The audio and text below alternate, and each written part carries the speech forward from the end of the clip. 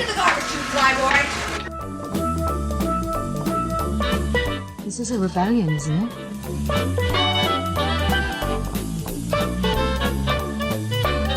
I call it aggressive negotiations. The garbage will do!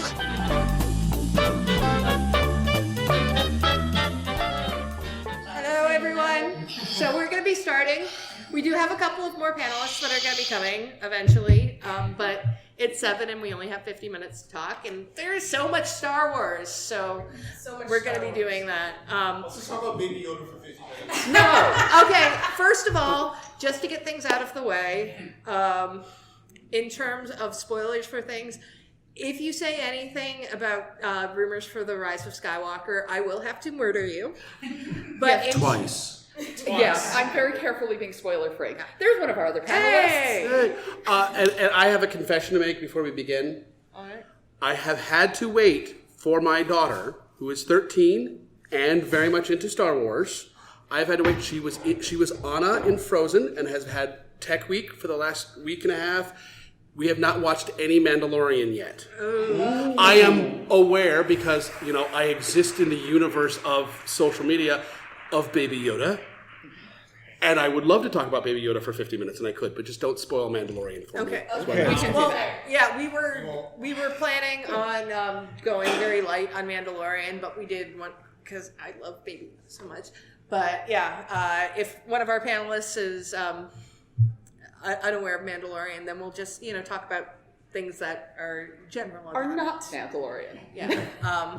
Or very vague. Maybe. Why Phantom Menace should have won every Oscar. Because costumes. Okay, first of all, let's introduce ourselves. Is it just the four of us? Andy There's is still supposed to someone be else? here, Yeah. but I know there's some stuff going on There's- in his department, so he may or may not. He may not make it. Okay, Yeah. so I'm the moderator. I'm Claire Mosley. I'm also known as MC on the podcast The Trash Compactor, which actually this panel is being recorded for that podcast. So say hello to everyone. Hello. Say hello. Sorry. And here comes our other panelist. Joyce Here we from go. staffing this convention has decided to put the start time of your staff thing, of your panel, at the same time that you're closing your staffing place. Well, welcome to our panel. We are just kind of getting going. But, So I do apologize. But yes, as somebody who co-hosts a podcast called The Trash Compactor, I love Star Wars. I have since I was born, a month before Return of the Jedi came out. And Wow, dang. See, I don't think Yes. What was it like seeing dinosaurs? Sorry, my lightsaber talks It was sometimes. dating them that was hard. I know that feeling. But we can...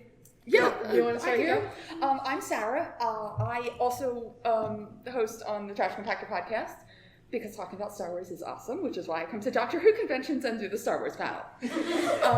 I grew up with Star Wars and then I fell away from it for a long time and stumbled back right around Force Awakens, actually. And I say Force Awakens brought me back to Star Wars, but then Star Wars Rebels kept me here. So I have a really massive soft spot for all of the animation. But I kind of love everything, and I do love the prequels. I'm just putting that out there right now. I really do. So. My name is Brian Biggs, and I am the CEO and president of Random Tuesday Incorporated. We are better known as the Philanthropy Running Clubs, Whovian Running Club, Potterhead Running Club, Chilton Running Club, and Fandom Running Club. We are a geeky-themed nonprofit that inspires geeks to be more physically active while raising about $2.5 million in the last 5 years for more than 60 small direct impact charities all over the world. So it's geeky philanthropy, or as I call it, Fanthropy. We are in Artist Alley, so if you want to stop by tomorrow and say howdy, I can tell you all about it in further detail. You already have a card, and you're awesome. You'll get one of those special cards. It can be yours, and stickers, Whovian stickers as well. So that's awesome. I saw A New Hope in theaters. I was not really old enough to remember it fully. I can tell you that one of my earliest memories is having Yoda on my birthday cake. And I got Yoda underoos. I got Yoda everything that year. Yoda has been my homeboy since beginning since I was as tall as Yoda. And in college, my call sign in Air Force ROTC was Yoda because I was the short but smart guy. So Yoda has been my homeboy for my whole life. So yeah. Cool. My name is Gayland Jenkins. I'm a Star Wars and Doctor Who fan.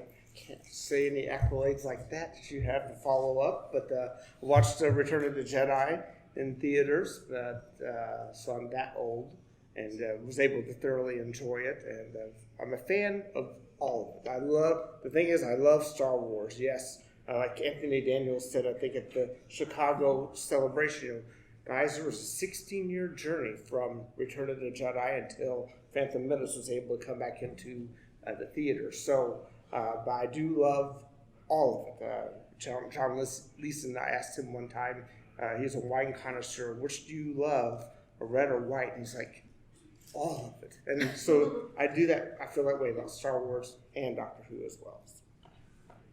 I'm Andrew Anderson. I know I'm a staff person here. I do have a podcast a blog that I write, thing geared towards nerdy things called Stay Nerdy 101.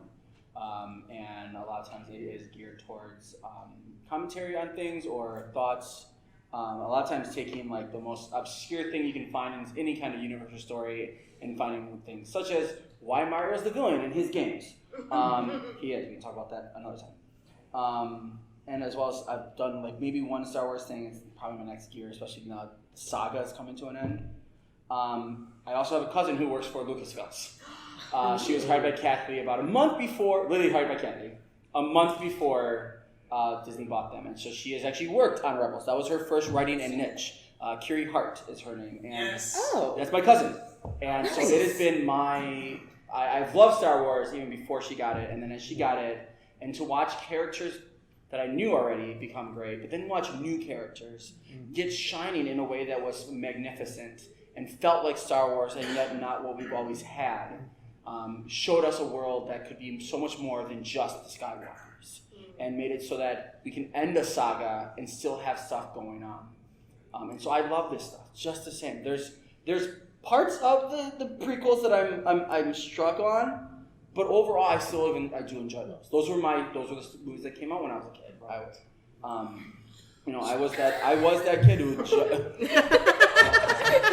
For those of you I graduated from college. Be clear. When I said kid, I was like teen. Okay, teens. All right. Okay. Thank you. You're helping. But still, it was teens. It was teens for me. It was high school at that point. I saw Phantom Menace when I was 9. Oh. Not theaters, but on videotape. What was that? On videotape. The first one I saw in theaters was Force Awakens, but I saw Phantom Menace on videotape when I was 9. Fair enough. Yeah. And before that, I saw the special editions. I rented A New Hope on Betamax. Yes. Yeah. All right. So moderators go. That's my love of this, to the point of that when I saw that we were doing a Star Wars panel, I had to attack for that one because it's become personal for me. Yeah. From just being something that's passionate to me to this is a family thing, officially a family thing. Well, you mentioned the saga ending, which is who has their tickets for the Rise of Skywalker? 3 tickets. I don't have to buy them. Ooh, fancy. I live in a small rural town in Connecticut that has a first-run movie theater that no one goes to. Yeah, really. So I can go the day it opens, and I also am my own boss, so I can go at 2 o'clock in the afternoon while everyone else, suckers, has jobs. And I am going to pull my child early from school, as I did the same thing with Endgame. We pull it early from school, and we'll go to the 1 o'clock show when no one else is there. So I don't have to buy advance tickets. Jealous. There is a hand up in the back. Yes. Would you please adopt me? If you want to move to Connecticut. I grew up in Massachusetts. All right, fair enough. He's a New Englander. That'll work. You got the credit. But so the saga is ending, but Star Wars is not going anywhere. We've got The Mandalorian going right now. The books are incredible for anybody who's not reading them. They're just so good. And if I can say, I grew up with Timothy Zahn. With Timothy Zahn, who's doing stuff now. He's doing stuff now, but and then there was kind of a period where I just really was of the opinion that no one could reach Zahn level, and but some of the stuff that's come out in the last few years is really there. Yep. Yeah, reached and exceeded. Yeah. I mean, the Claudia Gray series. Aftermath, I forget the three names of them, but it's Life, Death, and Empire's End. Thank you. Those three alone are amazing to see right after the fall, the initial fall of the Empire, the end of Endor, and seeing kind of the aftermath, like Empire still trying, like, no, the Emperor's not dead, and trying to hold things together, and the New Republic's like, no, he is. This is ours now. For anybody who dislikes the prequels, and in particular Jar Jar, there is a scene in the Aftermath trilogy that will make you weep with what happens to Jar Jar. It's so touching. All right, maybe I have to read that one. And I love that it follows Wedge, Wedge Antilles. Yes. Like it really has him as a focal point. Well, a lot of the post Endor books do talk about Wedge a lot, and he's a pivotal character. And I love that because we don't get a lot of him in the sagas, right? And it's he's such a pivotal character in the story. He's absolutely critical. We know him so actively important, and they give him a defined name, and so to see him go after that and what had come through his life and stuff. In a way, what they have done with the most recent two movies and soon Rise of Skywalker, the character of Poe Dameron is basically Wedge Antilles if they had developed Wedge Antilles in the movies. He is Wedge Antilles with Leia, with a lot of Leia put in there. Like, his role in The Force Awakens is as Princess Leia, just very different hair. Very different hair. But still good-looking hair. Fantastic hair. Fantastic hair. Told you I'd get that in there. I know you would. I did not doubt you one bit. But, I forgot the question already. Was there? No, we have a question. You were just talking about this because I brought up the books. But yeah, we have The Mandalorian, we have the books, we have a lot of the next season of the final season of Clone Wars finally coming. Yep. Clone Wars. We're going to see Ahsoka become what she is in Rebels. Yeah, I am re-binging all of Clone Wars to get back in time, just in time for that, and then I'm going to do Rebels all over. Very nice. Yeah. I have a plan. I have been saying I am more excited about the last season of Clone Wars than anything else Star Wars coming up, and that includes the Rise of Skywalker. So, We'll say, fun story on Rise of Skywalker. I staff conventions. This is what I do. So I staff mostly ReadPop. I was doing Star Wars Celebration when they premiered the Rise of Skywalker first trailer. For those of you who don't know, Ian McDiarmid, a.k.a. Palpatine, was there. Oh, yeah. The best and most amazing thing was, so they had the panel for it and stuff, and then they said, let's play the trailer. So they play it, powerful trailer, the stage goes dark. Red lights come up. Ian standing on stage, and in the Palpatine voice goes, play that again. And they start the trailer up again. I'm in the overflow. We were loud at this cheer. The actual main stage was the giant arena they built from McCormick Place. We could hear them yelling. Yes. Yeah. That's how loud the crowd was when Ian just was on stage. He wasn't in the panel. They didn't know he was going to be there at all. He just appeared. Well, I knew something was up whenever JJ said, we're going to let you guys watch it. We're just going to get off the stage. I'm like, usually I remember all the actors from, I think, Force Awakens. They all sat down and they kind of watched it. I'm like, why are they clearing the stage? And I'm like, oh yeah, I know why. Game on. It was a weird. There was a lot of because they were avoiding certain questions about the enemy and this an evil. What does that mean?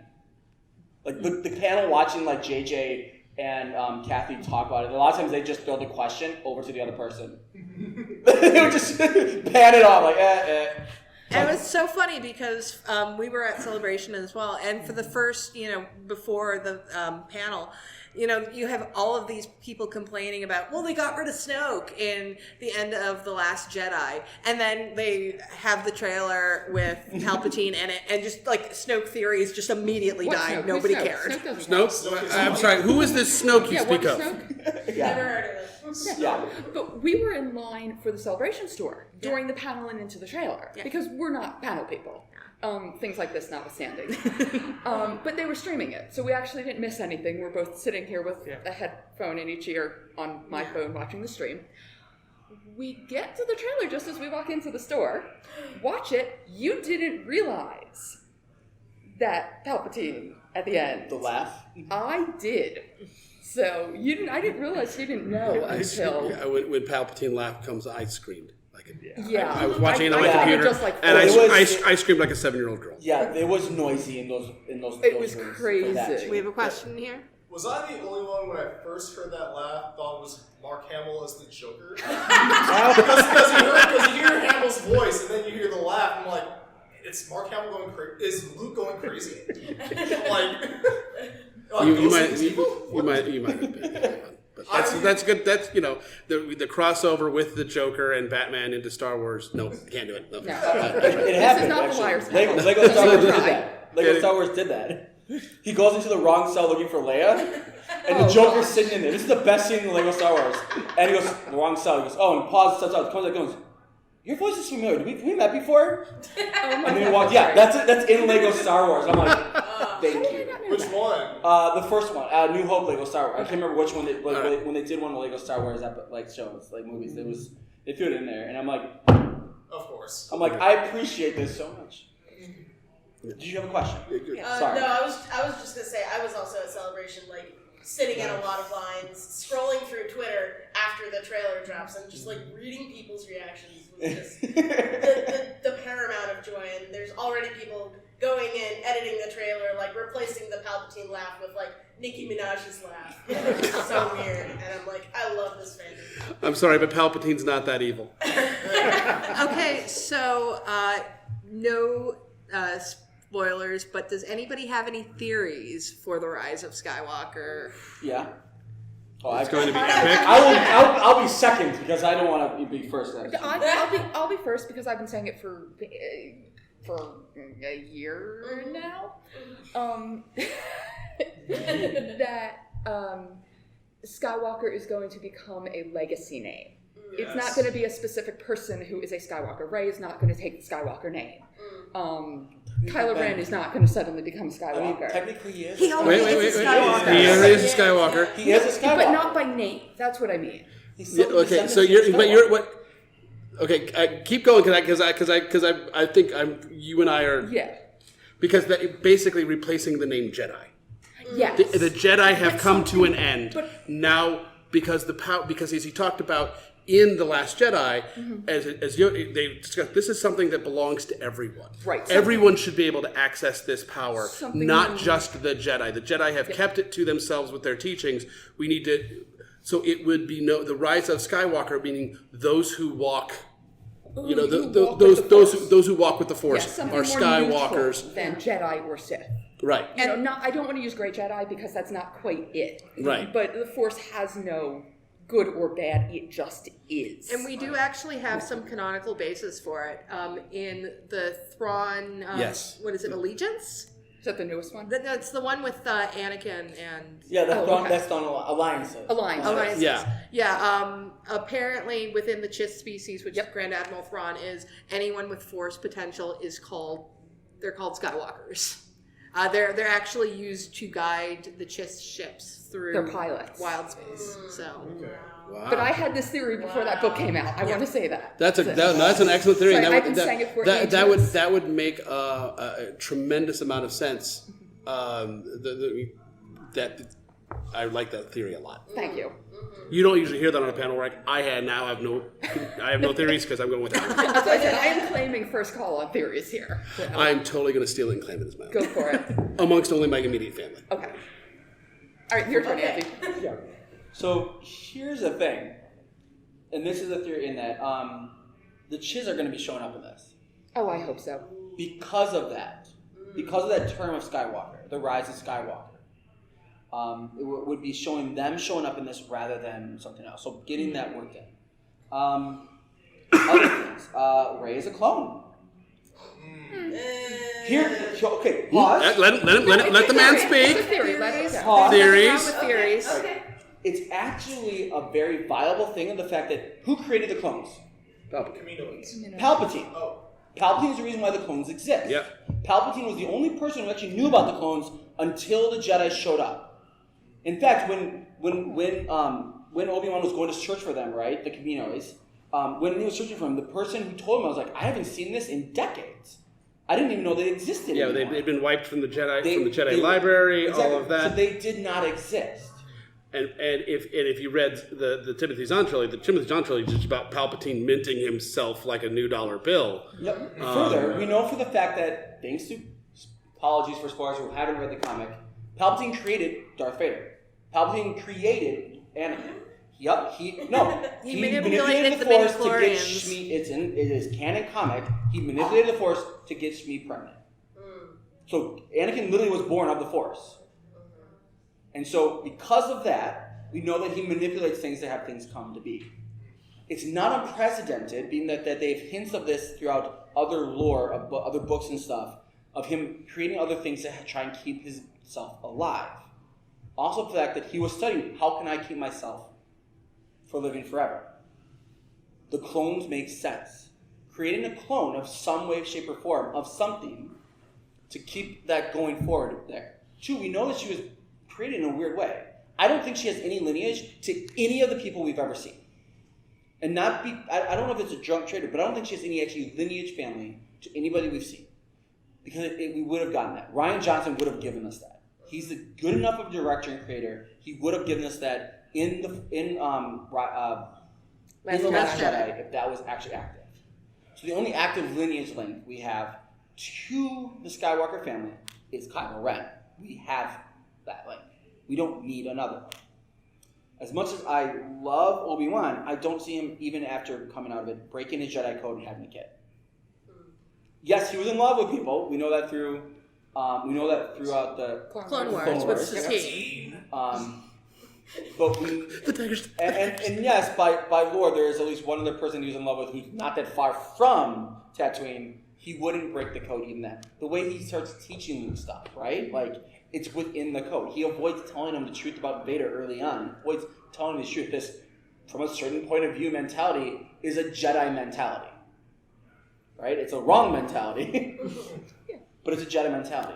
They hold back truth until it's vastly needed to help the light side of the Force. So Rey's a clone. So Rey actively being a clone makes sense, being the fact that Palpatine is confirmed as a person inside this.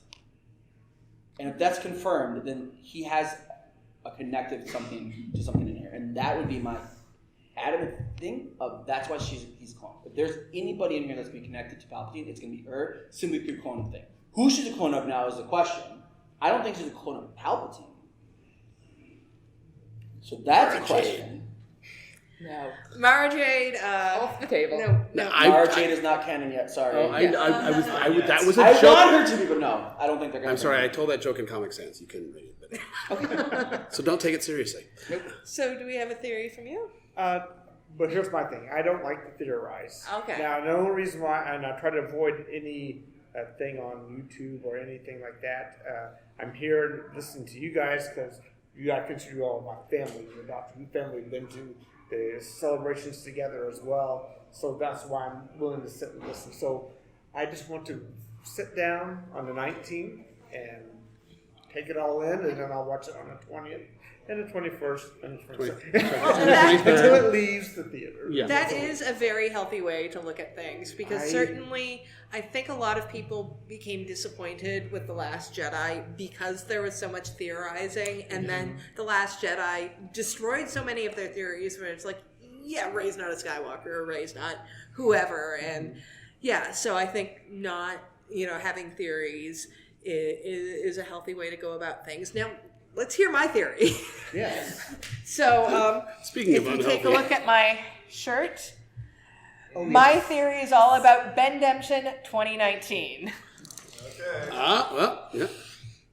And my whole thing is that Kylo Ren is entirely going to be redeemed, and also survive his redemption. This is not going to be a Darth Vader thing where he, kills himself in order to save people, because so much of what's happening with Kylo Ren and Ben Solo in the ancillary media with the books and the comics are all about humanizing Ben Solo and making him seem sympathetic in why he fell. Like, we find they haven't actually released it yet, but there was a preview for Charles Soule is doing the Rise of Kylo Ren comic, which is coming out, I think the first one's coming out the day before Rise of Skywalker. Yeah, I think it's the first issue the day before. But the preview for issue 2 really makes it sound like everybody thinks that Ben Solo massacred everyone at Luke's Jedi Temple. That's not what happened. The people at the temple chased him off and actually went after him. And Ben was like super scared and like had no idea what was going on and basically ran to Snoke because Snoke was his only friend.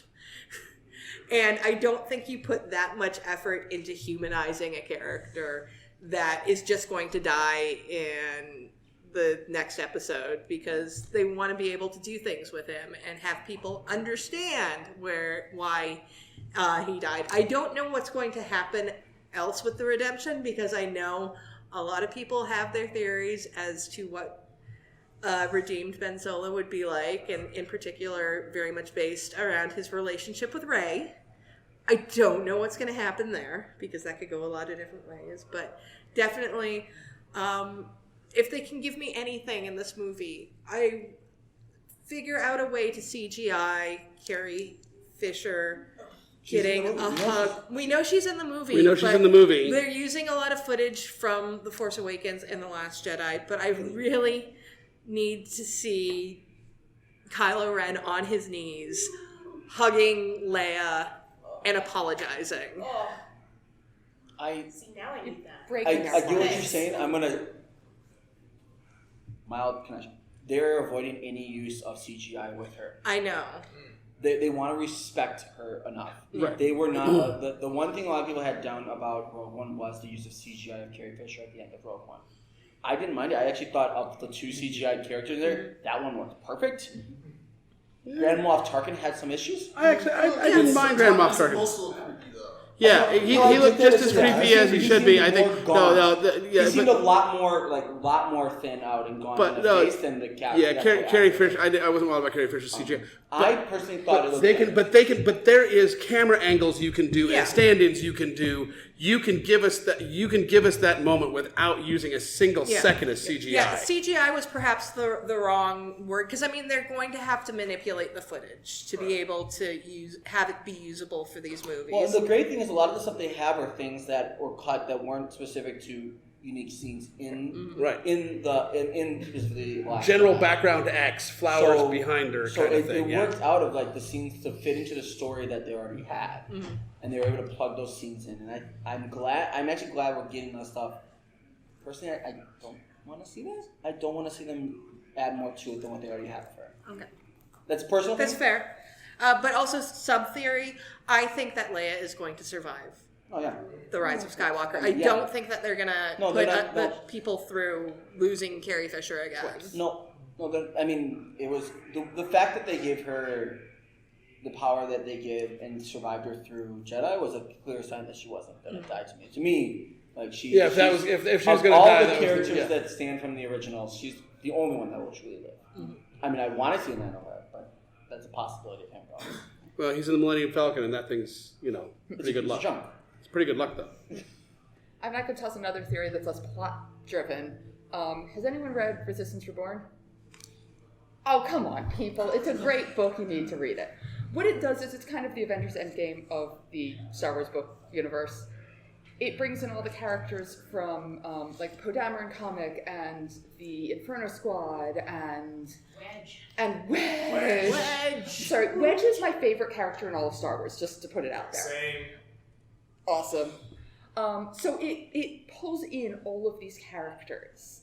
And what I think is going to happen, I'm trying not to spoil the whole thing, but it ends in a point that they are looking for more.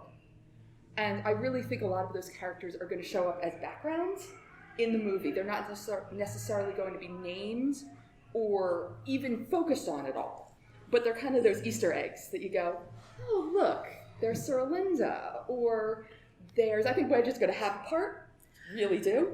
Did they say he was going to be in it? It's still not official. There's, No, they and I mean, this is not, there's a very substantial rumor. But it's still just a rumor. It is still just a rumor. A podcast supposedly talked to Dennis Lawson's publicist, but it's his still agents. just a rumor. Yeah, it's still just a rumor. See it. Yeah. But the fact that Resistance Reborn, like Wedge is right on the cover of the book. So, like, he's a major character in it, and they really set up him coming back into the Resistance. So, I'm keeping my hopes up. But a lot of those characters from the book are very identifiable. So, just visually identifiable. Yeah. You don't need to name them to know who they are. And I think a lot of them are going to show up in the background in crowd scenes and stuff is an Easter egg for us. And of course, one of the big things with the Rise of Skywalker trailer was that one shot of all of the ships. Yeah, I was that not like have going ever right there. existed. The ghost. And The ghost. The ghost. And I will absolutely die if it doesn't. We don't even need to see her, but if we just heard in voiceover, my wife Hera. And the little the son, Jason. If Jason was in there too, that would be cool. But I mean, I just want to hear Chopper's grump. I mean, Chopper is somebody that we could have in because we already saw Chopper in Rogue One. There we go. Yeah. And droids survive a long time. There's no reason why not.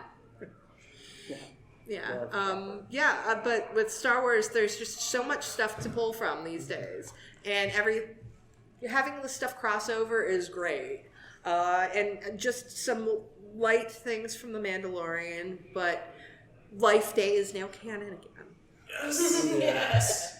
Say that again. What did you say? Life Day is canon. Yeah. Don't sound so excited down there. That movie's not canon to me ever. The movie isn't. The movie is not. Life Day itself is. All movies are canon. I do love that the creators, the holiday special will never be canon, but they keep on cherry picking all of these little bits and recanonizing them because Life Day is now canon again, and So we've got Boba Fett's. Does everybody know why the canon quickly altered when Force Awakens comes out? So does everybody understand why the movies are actually being made? Like why we're actually getting these now? Yeah. It's because of Disney. Well, no. So here's the thing. When Lucas gave the company, joys of having people involved to kind of these things out. When Lucas gave the company to Kathy Kennedy, he had one thing in the contract with her. You cannot make any more movies. Lucas refused to make future. One, because there was a lot of uproar back and forth about his new movies, so he was in a pissy mood about that. And then two, because of the fact that there was so much in lore of the future. There was no way he could pull it together. So he gave it to Kathy. That was the one stipulation in the contract. She could not make more movies. Could not. Then she sold to Disney. Kathy Kennedy has not made a movie yet. Disney's making movies. So now they were going back into it. Great. What do? Well, we have still a lot of stuff in the future. Anything we do is either going to alter that and make it people complain and stuff or not. So the wisest thing to do is to set the proper canon. So they took the movies and the TV and the Clone Wars TV show, and they made that canon since those fit in a canon that they can work with. None of that stuff was ever off the table. JJ never wanted to get rid of all of it, but he knew he had to cut that stuff out. And Star Wars, Lucasfilms understood they needed to cut those things out and then just slowly introduce things into them that are going to make it fit with the canon they have, but be able to tell these stories we're getting. Right. But at the same time, now Lucas did set out with the books, he set out very clear timeline parameters. Here's time periods where you can write. Here are time periods that you cannot write about. Here are characters you may write about. Here's characters you may reference. Here are characters you can see, but they will never speak. Like they can walk through a scene like, oh, I see so-and-so. That's nice. You saw them. They didn't speak. They may or may not have been there. You may or may not have been correct. But he told the authors what they couldn't do. So he left Phantom Menace. He left that time period. Anakin's story. He left that so he could do that later. he had not quite defined the future as well. And that was he did leave some pockets, certain things they couldn't do. So there was some maneuverability. There was some room to maneuver. He felt that it was just too much, and then after the mixed feels of the prequel series, he became a pissy brat. It's true, and that's why he stopped making movies and said he was done. Because he had 9 movies. His original plan was to do 9 movies. Was to do these 9 chapters. His plan was to do 4, 5, and 6, where we got the original series, to do the prequels, and then to finish off them. Right, that was the original plan. And then he said, I'm done. Yeah. After the pissiness. And then he said, well, everything's canon, so I don't have to write future things, it's all there. And, well, I mean, Disney getting rid of all of the former... Because, I mean, it was... But the way the Lucasfilm canon worked before the Disney sale was so convoluted because there were levels of canon. It's like you had the movies at the top, and then you had all of these things underneath, and it's like if the movies did something that contradicted something that happened in the books, what happened in the movies, that's what was canon. And they were like, Han and Leia got married twice. And one of them was in a book about, there was space whales, and I know there's space whales in actual canon now, but they're a lot cooler in actual canon, but they were actually called space whales. Or whalidons. And there was like a green message, and dark side users were like, dark greetings to you. It was awful. The Mothrans. Yeah, and like the Legends canon was really... Wow. Difficult. Yeah. Which is why I love that they made them called legends. So it's stories that could appear inside the canon universe. Like these are stories that told. Not guaranteed they're real, right? But they're told. But I just want Tales from the Cantina to still be... Tales from the Cantina and Tales from Jabba's Palace are excellent books. Those are spectacular. You get bits and pieces of those from a certain point of view.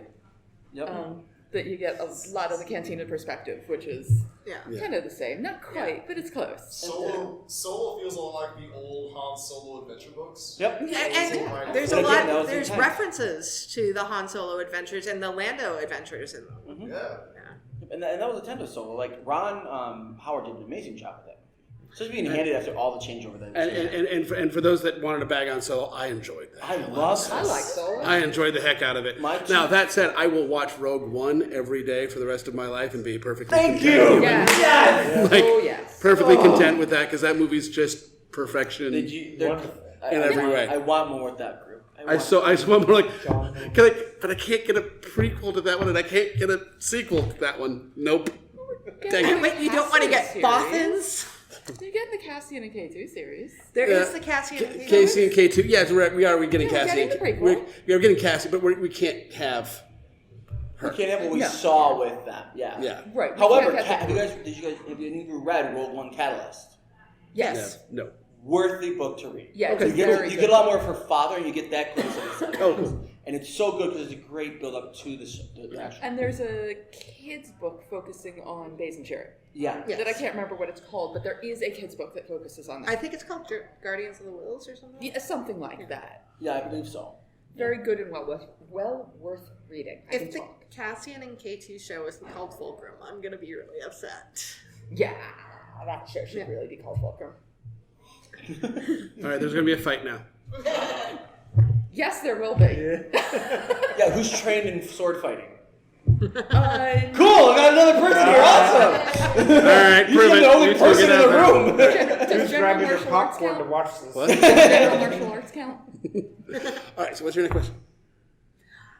You're the moderator. Sorry. I got very distracted. We have a question. I have a theory. In episode 9, either 3PO blows up or R2 blows up. I think we're going to lose. I think we're going to lose 3PO. Here's what I'm thinking. Well, from the trailer, I am. What are you doing? I am taking a last look at my friends. Or it could be a memory wipe. I actually have a theory on that too, and I don't think we're going to lose him in the sense that we lose him as he's not going to be around anymore. I think what's going to happen to him is what happened to the robot in Solo. I think by the way the cores are attaching and stuff, the way things are going, I think he's about to be integrated into a ship. Whether it is fully the Falcon again, or if it's a new ship, the way things are connecting and stuff, the way it's looking at least, it's like he asked. It sounds like he asked this person connecting him to turn his eyes on, so you can look at his C one more time before he changes into something different. Well, now I will tell you that this goes back to original Lucas. The chroniclers of this entire tale are 2 droids. R2-D2 and C-3PO are in every pivotal scene, specifically and on purpose. At every critical juncture, every critical moment in the history of this saga, C-3PO or R2-D2 are present. They together are the chroniclers of this story. It makes sense that one of them should not make it to the end. I have heard a theory, though, that was very interesting. I believe it was on the Sky Talkers podcast, which is a wonderful podcast that people should listen to, that we have 3PO and he's attached to all of these things and he's looking at his friends for one last time. And I've heard memory wipes being suggested, but also maybe it's not a memory wipe that's happening. Maybe it's a memory reboot happening, because they might need to find out things from the past for different characters. And we've seen shots of a ship that certainly looks like the Tantive 4 in the trailer. And the Tantive 4 was the ship where 3PO was memory wiped at the end of the Revenge of the Sith. That's where we first see him ever. It's where we first see him, but it's also where he had his memory wiped. So maybe his memory is still on that ship. Mm-hmm. We don't know. Maybe they need to get some information on Palpatine. So they're reloading a previous operating system. Yeah. Exactly. And so he does. They're putting iPhone 4 onto an iPhone 10. And so he's looking at his friends for one last time because he's not going to remember them. So he's going to go back to being Revenge of the Sith era. 3PO. Ooh. That's a hell of a theory. I like both those theories, actually. Although I have to say I don't want to see 3PO with the Falcon, because him and L3 together would be a terrible combination. Yeah, it would be, but I don't want to see it. There's actually, I'm trying to remember which book it is that, and it happened before Solo, where one of the droids mentions the droid brains of the Millennium Falcon really enjoys gossip and dirty jokes. And after Solo came out, everybody's... Was that in the Last Jedi novelization? Yes, it was in the Last Jedi novelization. BB-8 mentions that one of the droid brains of the Millennium Falcon likes gossip and dirty jokes. And then Solo came out, and it's like, that's L3. Yep. It's kind of nice to see it all tie together. But yeah, L3 would not get along with 3PO. No. Yeah. I'm not saying it's Falcon. So it didn't seem like they were in the Falcon. No, but you mentioned the Falcon, and that was the first thought I had. That's because it's the most iconic ship we really have. I know. Of people not, but I mean, like, it could be Poe's ship. It could be the Tantive 4 again. Maybe that would be appropriate. It could be another ship that we know but maybe haven't seen in a bit. I don't want it just seems like. I don't want it to be Poe's ship, because Poe's ship's always exploding. That is also true. Yeah. Gorgeous hair, but bad at keeping ships not floating. Right. Don't blame him, that's just luck. Maybe C-3PO will keep it together. No, that's not true. C-3PO keeps exploding. So, yeah. So maybe it is Poe's ship. Maybe it is. I mean, that actually makes sense now. Yeah. What if 3PO's brain goes into an X-Wing? He would hate that. So it becomes Poe's ship. Yeah, so R2 they put R2 into Poe's ship, so 3PO and R2 are on the same vessel. Yeah, but that's starting to get a little intimate. Because they haven't. They have been common law married for. Yeah. True. R2, I may put on a few pounds, but I'm still the one you know.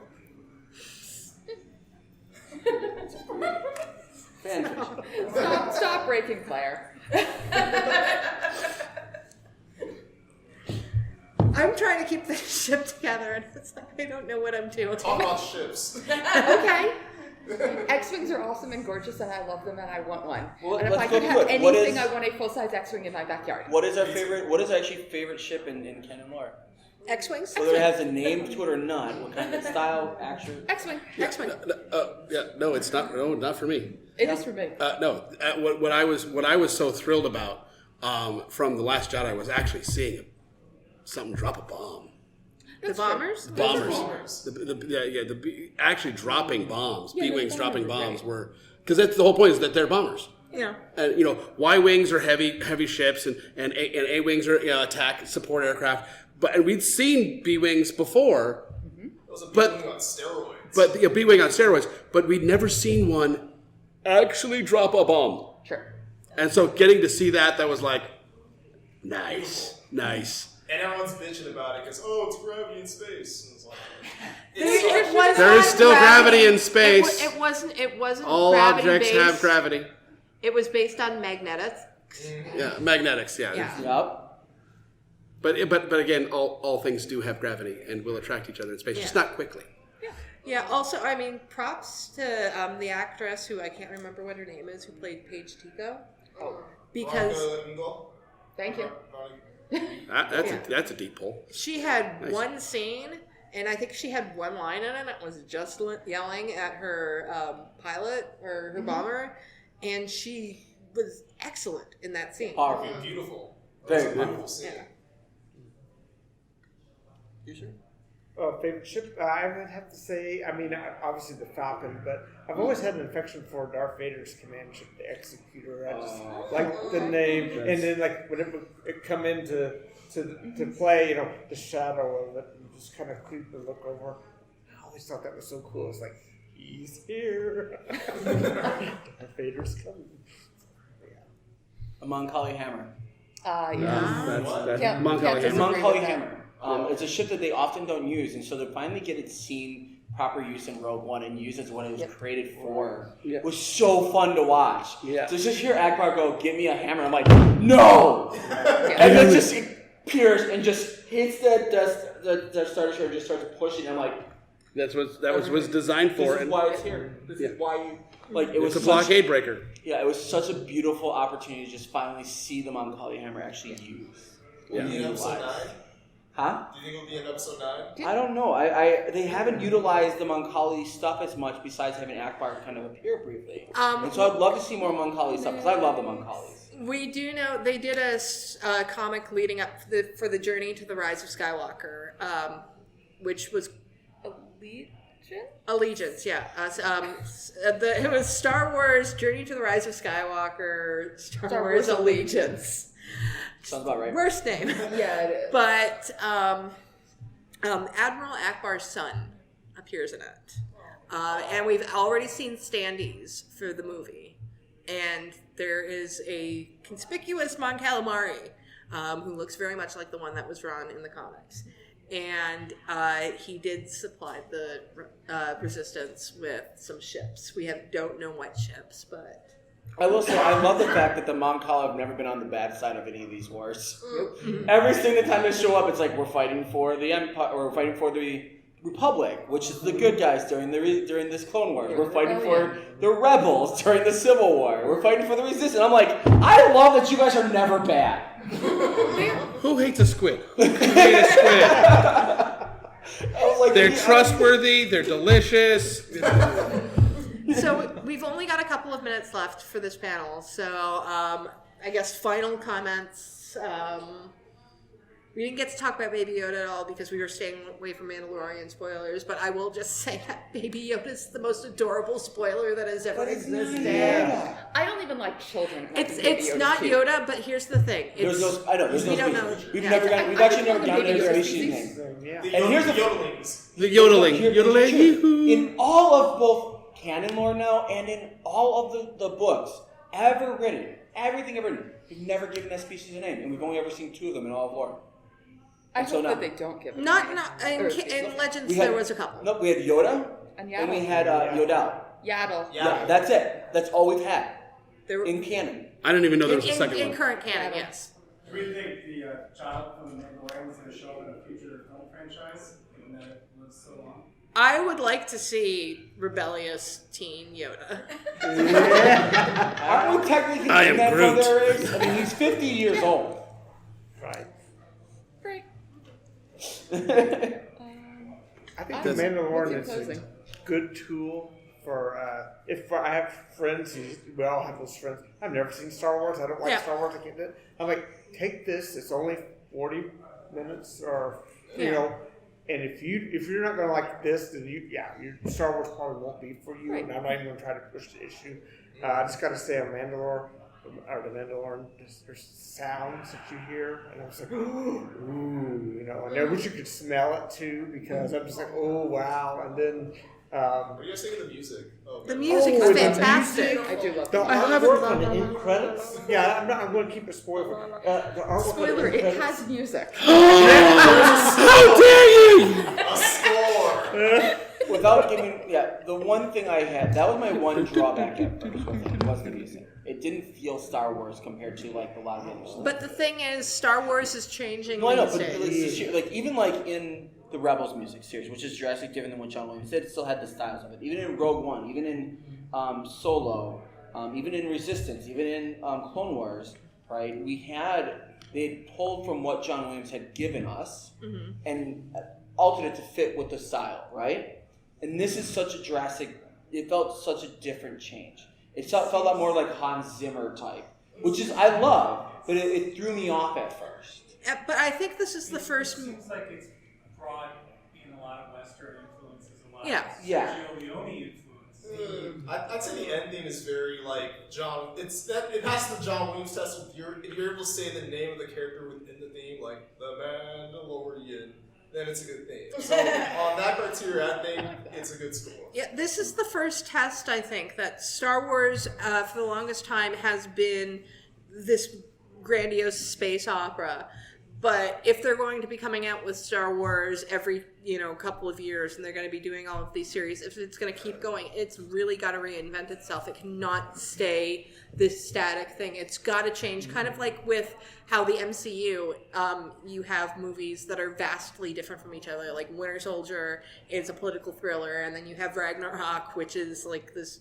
The 80s threw up all over it. And the greatest comedy achievement of our time. And that's kind of the way they're moving Star Wars these days. And The Mandalorian, it's like, okay, we're going to do a space western. And it is just embracing its western roots.